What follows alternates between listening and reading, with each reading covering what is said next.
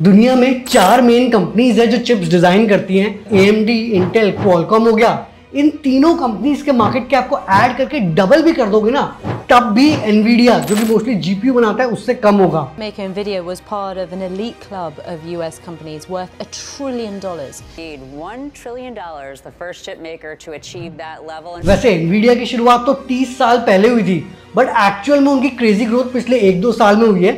तो डिटेल में इस वीडियो में डिस्कस करेंगे कि भैया ये एनवीडिया ऐसा क्या अनोखा कर रहा है जो कि कंपटीशन उसके साथ कंपीट नहीं कर पा रहा। इनिशियली उनको क्या दिक्कत हुई, कैसे उन्होंने स्ट्रगल्स को ओवरकम किया, सारे स्ट्रैटेजीज भी डिस्कस करेंगे और एंड में हम लर्निंग्स भी डिस्कस करेंगे जो कि आप सब बडिंग एंटरप्रेन्योर्स के लिए काफी हेल्पफुल होगा। तो वीडियो को आखिर तक देखना, जबरदस्त इंसाइटफुल वीडियो। जल्दी से शुरू कर देते हैं। पहली लर्निंग है ट्रस्ट योरसेल्फ। अब जेनसन हुआंग AMD में काम करते थे, मस्त लाइफ चल रही थी। 1993 का टाइम था, तब पर्सनल कंप्यूटर्स मार्केट में आ चुके थे।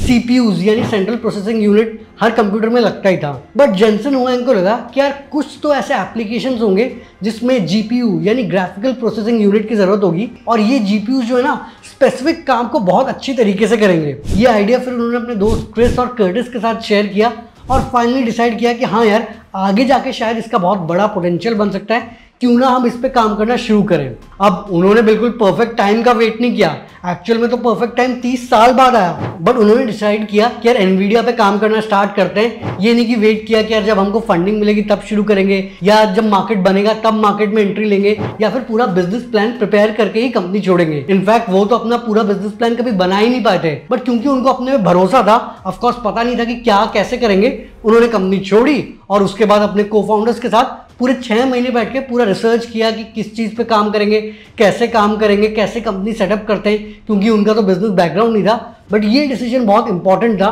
क्योंकि उन्होंने पहला चिप एक्सेलरेटेड कंप्यूटिंग का बनाया। अब अगर वो ज़्यादा टाइम के लिए वेट करते तो दिक्कत हो जाती, क्योंकि अगले 4-5 साल में करीब 300 और चिप कंपनीज मार्केट में आई और सब एक के बाद एक डूब गए, क्योंकि ना जीपीयू का कोई मार्केट था और ना ही कोई फंड करने को तैयार था, क्योंकि ऑलरेडी इतने सारे चिप कंपनीज मार्केट में थे। दूसरा पॉइंट ये कि यार एक चीज पे फोकस करो और उसमें बेस्ट हो जाओ। अब एनवीडिया क्योंकि पहली कंपनी थी इस फील्ड में, टीम अच्छी थी, उनको फंडिंग मिल गई थी सिक्योर कैपिटल से, बट उनको पता था कि यार उनको पूरी मार्केट ग्राउंड अप से बनानी पड़ेगी। अब मैं थोड़ा आपको CPU और GPU में डिफरेंस बता देता हूँ। CPU यानी सेंट्रल प्रोसेसिंग यूनिट, जो भी सारे काम होते हैं वो मोस्टली CPU करता है। अब इसमें कई सारे कोर्स होते हैं और ये एक के बाद एक काम करता है। दूसरा जो GPU है, ग्राफिकल प्रोसेसिंग यूनिट, इसमें कोर्स बहुत ज्यादा होते हैं और ये CPU में जैसे सीरियली एक के बाद एक काम होता है, GPU में पैरेलली एक साथ एक काम को डिफरेंट डिविजन्स में बांटा आता है और बहुत जल्दी वो काम हो जाता है। अब CPU तो ऑलमोस्ट हर काम में यूज होता है, GPU के यूज केसेस काफी लिमिटेड हैं, तब तो और भी लिमिटेड थे। बट यहाँ पे एनवीडिया को समझ आ गया कि यार जो ग्राफिक्स वाले फील्ड में GPU अच्छा परफॉर्म करेंगे और अगर हम GPUs को लगाएं तो ग्राफिक्स की क्वालिटी बहुत अच्छी हो जाएगी। तो इसीलिए उन्होंने डिसाइड किया कि वो गेमिंग इंडस्ट्री पे डबल डाउन करेंगे, क्योंकि वहाँ पे ग्राफिक्स, एनिमेशन ये सब बहुत ज़रूरी होती है और GPUs लगाओगे तो उसकी क्वालिटी बिल्कुल नेक्स्ट लेवल की हो जाती है। अब तब गेमिंग इंडस्ट्री इतना बड़ा नहीं था, बट एनवीडिया ने फोकस किया। अभी अगर आप देखेंगे गेमिंग दुनिया की सबसे बड़ी एंटरटेनमेंट इंडस्ट्री बन चुकी है। ऑलमोस्ट 1 बिलियन गेमर्स हैं और इसमें एनवीडिया मार्केट लीडर है। और क्योंकि उन्होंने सही टाइम में ये इंडस्ट्री पकड़ ली थी, तो चाहे वो बहुत ज़्यादा R&D कर रहे थे, बट सारा R&D का खर्चा इस गेमिंग इंडस्ट्री से निकल रहा था। तीसरी लर्निंग है कि जब आपको अपॉर्चुनिटी दिखे तब आपको ऑल इन जाना है। एनवीडिया का ये गेमिंग डिवीजन काफ़ी बढ़िया चल रहा था, बट उनको भी पता था कि यार वो हमेशा सिर्फ गेमिंग इंडस्ट्री पे डिपेंडेंट नहीं हो सकते अगर उनको नेक्स्ट लेवल की कंपनी बनना है। अब इसके लिए उन्होंने डाइवर्सिफाई करने की कोशिश करी। जैसे वो मोबाइल प्रोसेसर वाली इंडस्ट्री में आए जिसमें क्वालकॉम लीडर था, उन्होंने अपने टेग्रा चिप्स निकाले, बट वहाँ पे वो सक्सेसफुल नहीं हो पाए। यहीं पे ही 2006 में स्टैनफोर्ड का एक रिसर्च आया जिसमें बताया गया कि यार GPUs ग्राफिक्स को तो काफी बढ़िया कर ही देते हैं, बट उनका एक और यूज केस है जिसमें वो मैथ्स इक्वेशन को काफी एक्सेलरेट कर देते हैं। तो इससे जो साइंटिस्ट अपने डिफरेंट एक्सपेरिमेंट्स, एल्गोरिथम ये सब चला रहे हैं, ये काफी फास्ट हो सकता है। अब इस रिसर्च को जेनसन हुआंग ने देखा और उनको समझ आ गया कि भैया ये डीप लर्निंग AI आगे जाके बड़ा हो सकता है। तो इसके लिए इन्होंने इस पर डबल डाउन करना शुरू किया। अब इसके लिए उन्होंने पूरा नया कंप्यूटिंग मॉडल निकाला, CUDA टेक्नोलॉजीज, जिसमें आप GPUs को प्रोग्राम कर सकते हो हाई लेवल लैंग्वेजेस जैसे C++, जावा की मदद से, जो कि मोस्टली डेवलपर्स को आता है। अब ये बहुत बड़ा रिस्क था क्योंकि 60 साल से सब सेम ही कंप्यूटिंग सिस्टम IBM 360 यूज कर रहे थे। अब यार AI रेवोल्यूशन तो आ चुका है, हर चीज़ में AI यूज़ करोगे तो काफ़ी फायदा ही रहेगा। वेबसाइट आपको पता है कि चाहे आप अपना स्टार्टअप शुरू कर रहे हो या पर्सनल ब्रांड बिल्ड कर रहे हो, काफ़ी हेल्पफुल होता है। अब इसके लिए होस्टिंग की ज़रूरत होगी और मैं आप सबको रेकमेंड करूंगा कि यार आप होस्टिंगर यूज़ करें, जो कि काफ़ी अफोर्डेबल तो है पर फीचर्स एक से बढ़कर एक है, जैसे unlimited bandwidth, unlimited free SSL इत्यादि। और अब तो यार अप टू 75% डिस्काउंट भी मिल रहा है। 149 रुपीज़ पर मंथ का प्लान आप ले सकते हो, 3 महीने फ्री भी मिल जाएगा। अब इसके अलावा तो होस्टिंगर में 30 day free money back guarantee है ही, और 24/7/365 चैट सपोर्ट सिस्टम भी है। कोई भी दिक्कत हो तो आप इनसे पूछ सकते हैं, और इनके सर्वर्स भी इंडिया में है तो लोड टाइम भी काफ़ी फास्ट होगा। प्लस अगर आपको वेबसाइट बनाना है तो इनका AI वेबसाइट बिल्डर भी है, जो कि आपको टेम्पलेट से लेके क्या डिज़ाइन करना है, क्या कंटेंट लिखना है, ई-कॉमर्स सेटअप करना है, सब कुछ में मदद करेगा। इवन AI SEO रैंकिंग में मदद करेगा। प्लस अगर आप बड़े स्केल में करना चाहते हैं, आपकी बड़ी कंपनी है, तो इनका VPS होस्टिंग प्लान भी है, जिसमें आपको dedicated IP, full root access और भी जबरदस्त फीचर्स मिलेंगे। तो भैया होस्टिंगर का लिंक डिस्क्रिप्शन में जाके चेकआउट करो, और अगर और डिस्काउंट चाहिए तो हमारा प्रोमो कोड स्टार्टअप यूज करना मत भूलना। चौथा लर्निंग है ट्रस्ट योर इंस्टिंक्ट्स। अब ये चीज एनवीडिया बहुत अच्छे से करती है। पहले उन्होंने डिसाइड कर लिया था कि यार वो चिप्स बनाएंगे नहीं जैसे कि इंटेल बनाता है। उन्होंने डिसाइड किया था कि भैया हम TSMC को अपने डिजाइन देंगे, वही बेस्ट चिप्स बनाते हैं, हम पूरा फोकस डिजाइनिंग में करेंगे। अब इनिशियली ये स्ट्रैटेजी सक्सेसफुल लगी, बट जब उन्होंने कूडा रिलीज किया तब उन्हें बहुत लोगों से सुनना पड़ा।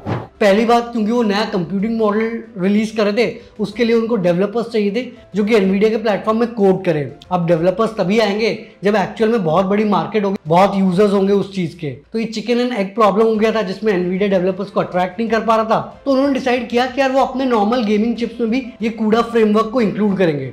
अब इससे इनकी चिप्स के प्राइसेस बढ़ गए, तो इनकी प्रॉफिटेबिलिटी भी काफ़ी कम हुई, और इसके लिए आप देखेंगे कि कई सालों तक, ऑलमोस्ट 2016 तक इनके शेयर प्राइस बिल्कुल भी नहीं बढ़ रहे थे। शेयर होल्डर्स उन सबने बोला कि भैया इन फालतू चीज़ों में क्यों टाइम वेस्ट कर रहे हो, बट जेनसन हुएंग लॉन्ग टर्म खेल रहे थे। उन्होंने बोला कि यार ऐसे चिप्स मार्केट में आएंगे तो लोग अपना खुद से कोड करना शुरू करेंगे, और इसके बाद धीरे धीरे प्रोग्रेस होती गई। और फाइनली जब पिछले साल ChatGPT-3 लॉन्च हुआ, तब तो भैया AI रेवोल्यूशन बिल्कुल नेक्स्ट लेवल पे छू गया। अब ChatGPT-3 फास्टेस्ट ग्रोइंग ऐप बन गया, जिसके 100 मिलियन यूजर्स हो गए। बट ये सब भी एनवीडिया के चिप्स के थ्रू ट्रेन होते हैं, और इससे एनवीडिया की चिप्स की डिमांड बहुत ज्यादा बढ़ गई। आखिरी पॉइंट है फ्यूचर के बारे में प्लान करना है। अब एनवीडिया ने पहले गेमिंग में फोकस किया, वहां पे उन्होंने अच्छा किया। बीच में क्रिप्टो करेंसी माइनिंग के लिए भी उनके चिप्स काफी ज्यादा यूज हुए, तब उनका स्टॉक प्राइस काफी बढ़ा था। बट जब क्रिप्टो पे बहुत जगह बैन लगने लगे, फिर से स्टॉक प्राइस काफी नीचे गिर गया, और एनवीडिया को समझ आ गया था कि यार एक चीज पे हम डिपेंडेंट नहीं हो सकते। अभी ऑफकोर्स गेमिंग और AI दोनों पे फोकस है, और AI में उनका मार्जिन भी बहुत ज्यादा है। जैसे कि आपको पता है कि चिप्स बहुत सारी कंपनीज बनाती है, बट सॉफ्टवेयर जो इंटीग्रेशन किया है ना, वो दूसरी कंपनी नहीं कर पा रही है, और जो कूड़ा सॉफ्टवेयर है वो सिर्फ एनवीडिया चिप्स के साथ चलता है। और तभी आप देखेंगे कि यार GPU के मार्केट में 95% मार्केट शेयर एनवीडिया का ही है। तो चाहे वो माइक्रोसॉफ्ट हो, गूगल हो, अमेजॉन हो, इन्होंने जो अपने डेटा सेंटर्स बनाया है, अब AI के आने के बाद ये इनको अपग्रेड कर रहे हैं, और इसके लिए एनवीडिया के चिप्स की बहुत ज्यादा डिमांड है। मतलब इतनी डिमांड है कि यार एनवीडिया अपना हर एक चिप ऑलमोस्ट 70 to 75% प्रॉफिट पे बेच रहा है, क्योंकि कोई चिप उनके टक्कर का है नहीं।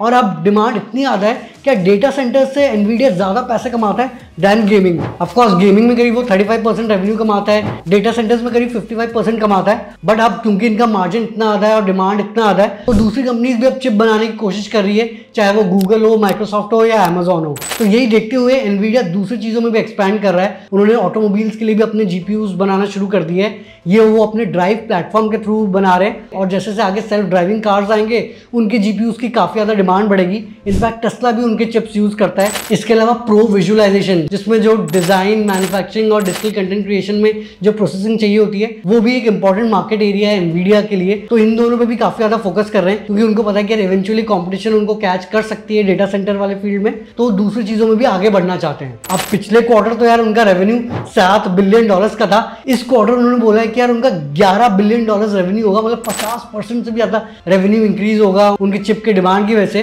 पर ये इसीलिए हो पाया क्योंकि उन्होंने बहुत ज्यादा लॉन्ग टर्म सोचा।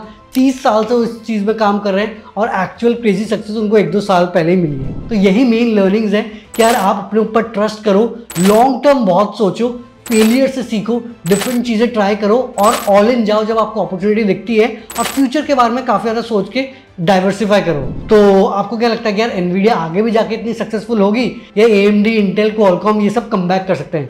कमेंट्स में ज़रूर अपने ओपिनियंस बताना, और होस्टिंगर का लिंक डिस्क्रिप्शन में, उस पर क्लिक करके हमारा प्रोमो कोड स्टार्टअप यूज़ करना मत भूलना। बाकी वीडियो कैसी लगी वो भी कमेंट्स में बता देना, और चैनल को सब्सक्राइब करके घंटा दबा देना। हम ऐसे ही स्टार्टअप, बिजनेस, मोटिवेशन और एंटरप्रेन्योरशिप से रिलेटेड वीडियोस लेके आएंगे, और जल्दी मिलते हैं एक नई और जानकारीपूर्ण वीडियो के साथ। धन्यवाद।